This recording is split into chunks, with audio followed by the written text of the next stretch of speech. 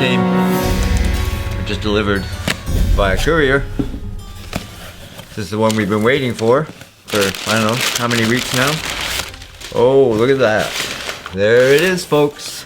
The Nikon Zf. I like the new kind of color, the gray. Without further ado, here we go.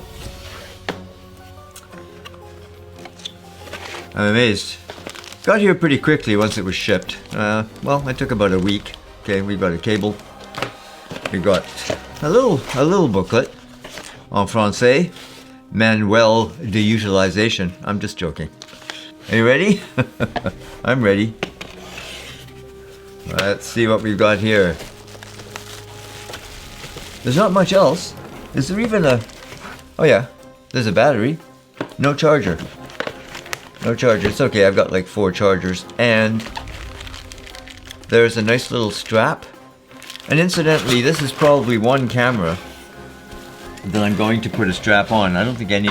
No, none of my other cameras have straps on. So, here's... Okay, Ray, let's get to it. Here's the camera itself. And... Is it retro? Oh yeah, I think it's retro. Pretty nice, I'm very happy that I chose the... is it sunrise or sunset orange? Well, I think it's going to be the sunrise of a new chapter. Let's have a look at the... right away, that's interesting. There's our flippy dippy screen. As others have pointed out, this doesn't completely flip right out. But I like the fact that you can close it right up. This is a thing of beauty. And one of the first things that I'm going to look at is the battery door, which, yeah, I mean, that's still plastic, but it looks a lot beefier than the one on the ZFC. The whole build here is much, much better than the ZFC. This is like a real camera. Very professional build. Just once again looking at that inside the card slot there, because we've got the micro SD there and the full-size SD. And as I said in one of my original comments on the prospect of a ZF, that I was looking for a professional build. And it's funny because I was talking to a Nikon rep when I ordered this, and I said, you know, I made a video and I said, when it came to the ZFC, I wasn't interested because I didn't think that it was a professional enough build. And he said, well, we listened, we heard you, and here it is. Happy Halloween! This is a good chance to try out the Nikon ZF in dark conditions, because after all, this is a great low light camera, number one. And also, we have up to 6 stops of inbuilt stabilization, IBIS. And I think with this lens, this is the 40mm f2 SE special edition series. So I think we get 5.5 stops if I'm correct.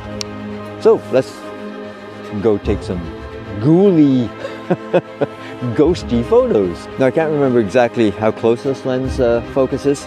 Again, I'll put that up here or something. But we can get in pretty close here.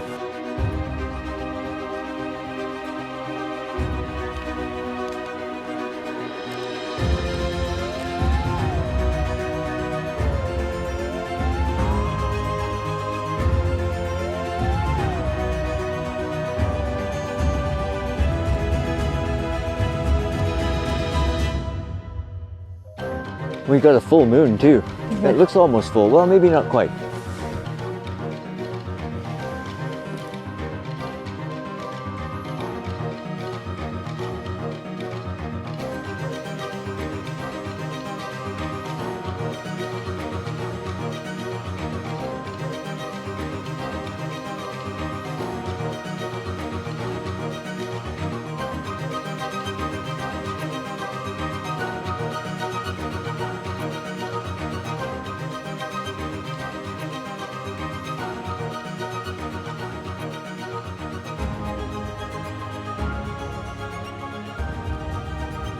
Hi, Ray here, again, for a bit of a wrap-up on this short version of my review of the Nikon ZF. This is non-technical, and I will get a little bit more into detail, though I'm not going to... Look, there's plenty of technical reviews of this camera already been done.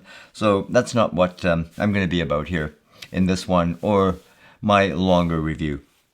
But I wanted to give you an idea of what I thought of it. And what I think of it is, first and foremost, it's a really fun camera. Not the least of which because of its retro looks. I'll get into that a little bit in a moment. And I'm really glad, again, that I got this, what I'm now going to call pumpkin orange. I love it. Some of you may know my friend Matt Irwin down under. And you might notice that we got the same color camera. No, we're not the Bobbsey twins. We just both have really good taste. And what's more, I think Matt also has the same color jacket as me, but I think mine is a little bit better matched to the jacket than his. And of course, yeah, it's very pumpkin-y. So let me just give you a few of my initial impressions. When it comes to the modes that I'm using this camera, I'm only using one mode so far, and I can't see me changing that going forward, and that is I'm using it in manual. So I'm using the main command dial on the rear for my shutter speed and the one on the front for my aperture. I am using the top dial for the ISO, and that's pretty easily done. So here I've got it in 1/3 step, and that's where you have to have it if you want to use it in manual. And that's also very important if you want to control everything manually for video as well. So that again, you use your rear command dial and front command dial for those settings. And I'll tell you why I want to do that. And that's because 99.9% of the time, I want to control everything myself, particularly when it comes to the aperture, so I can keep it at a fairly wide aperture. So I'll be using, like I do with all my other cameras, ND filters on this. I guess you might have noticed that I've got the 40mm f2 lens on here. And I bought that actually after I ordered it separately from another distributor in Canada here. And you also might notice that I have this HS9 lens hood on here. I've had that thing for at least 25 years. And I also have put a filter on there on this 52mm thread.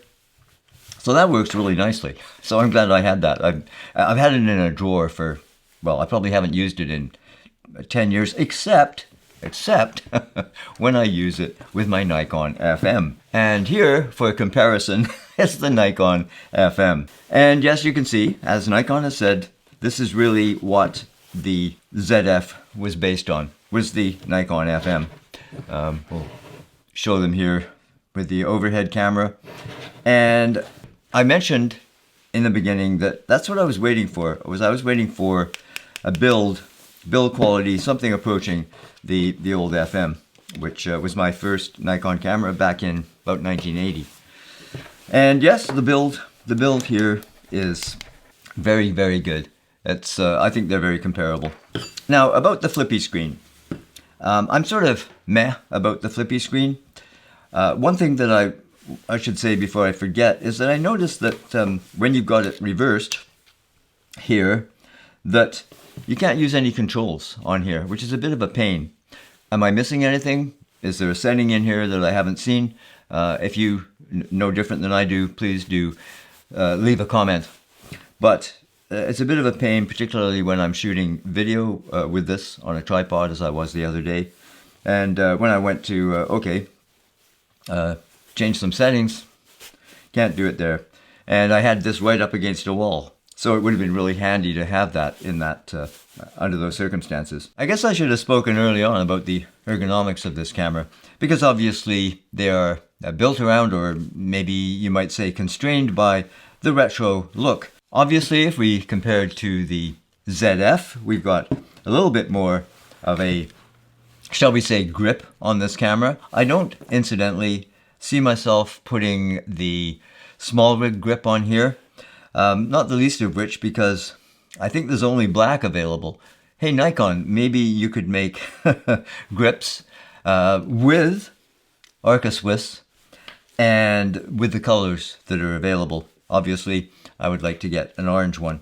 But the ergonomics are what they are, and that's why, as I've said, I'm going to be using a strap on this because after all, this is going to be my walk around travel camera. And I also want to keep it fairly light, and we'll get to something else in a moment in regards to that. Something I didn't mention when we were talking about the screen here, and that is moving the focus point around. We don't have a joystick. Obviously, it would have been very difficult to fit a joystick in here somewhere. So the way we can move this is we can move it around by the touch screen here, or that isn't working too well for me. I am left-eyed, so that makes it very difficult for me.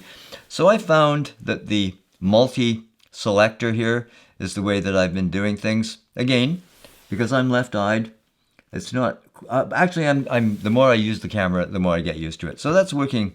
That's working quite well for me. Not quite as easy as having a joystick, but it works quite well. When it comes to using the Flippy screen for vlogging, I have used it, but this is not the lightest camera. And I can't see myself walking around with that for too long, using it for vlogging. I will probably do what I've always done, and that is to use a monopod when I'm using it for vlogging, if I do use it in that way. But I have to say again, I really do love the way we can fold that away and it's protected. I haven't even put a micro SD card in here yet. The slot's empty, but I do have one sitting over on the bench there that we're going to take a look at very soon in an upcoming video. And lastly, lenses. And in fact, we'll talk about some other lenses, including, of course, this Series Z 50mm 1.8 that of course I could adapt and use on here, and we'll try that out. We'll maybe compare those two, and more lenses, more lens tests to come with this camera. So that's about it for this. It was going to be a short introduction, but we will be looking at this camera in more detail, show you some more results, perhaps more video, because it is quite a capable 4K video camera. But anyway, if you found this video useful, please do give it the old thumbs up. And if this is your first time here, please do consider subscribing. Hit that notification bell so you don't miss a thing. In the meantime, take care, cheers, and we will see you later.